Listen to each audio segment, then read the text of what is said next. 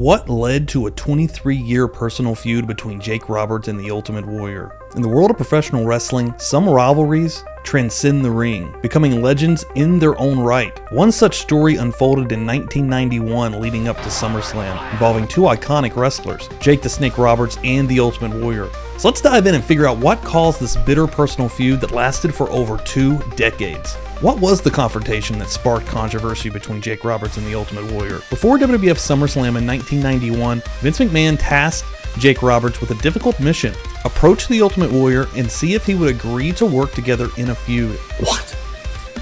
He said you need to get his permission. I'm like, you fucking serious? For Roberts, this assignment was humiliating, but he reluctantly obeyed. Warrior's response was blunt and dismissive, and I quote, "Okay, here's the way it goes. I don't give a fuck about you. I don't give a fuck about nothing. Just show up at New York time. Don't fuck up anything. I don't care about you or your family or your problems. I don't want to hear any of that shit. Just be there." Jake Roberts was taken aback by Warrior's harsh demeanor, felt slighted and disrespected, like anyone would. This backstage encounter set the stage for a strained relationship between the two wrestlers, influencing the course of their planned feud. This incident underscores the intense politics of professional wrestling and the personal clashes that often simmer behind the scenes, affecting the careers and the relationships of even the biggest stars. I was finally going to get my run with the champ, which is when you're making money, you know, and got fucked again, man.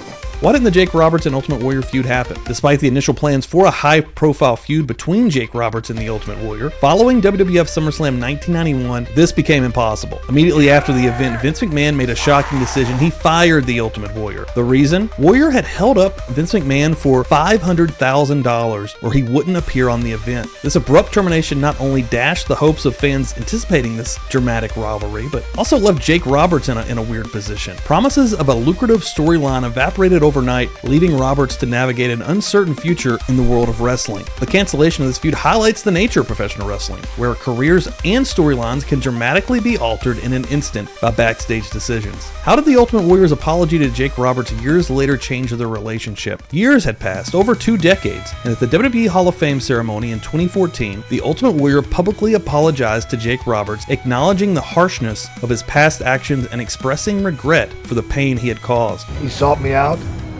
and we talked, and he was a different guy. So am I. I'm a different guy. For Jake Roberts, this apology was just not about the reconciliation between the wrestlers, but both men could now have mutual respect for each other and not have a bitter end to their over 2-decade-long rivalry. Tragically, just days after this heartfelt moment, the Ultimate Warrior passed away, adding a bittersweet layer to their complex history. Every man's heart one day beats its final beat.